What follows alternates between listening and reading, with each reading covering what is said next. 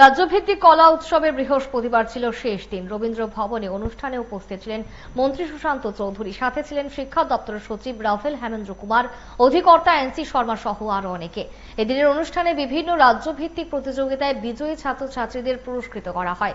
মন্ত্রী অনুষ্ঠানে পড়ুয়াদের উদ্দেশ্যে পরামর্শমূলক ভাষণ দেন।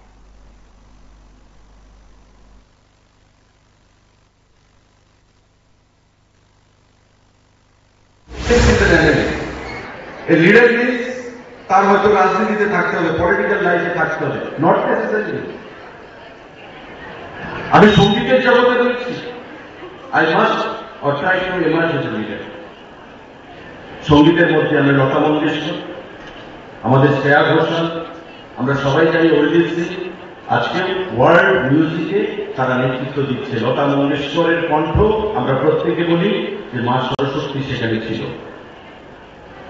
তাই সঙ্গীত যারা নিয়ে চর্চা করে তারা প্রত্যেকে চাইবে আমি লিডার হব লতা মঙ্গেশকরের মতো।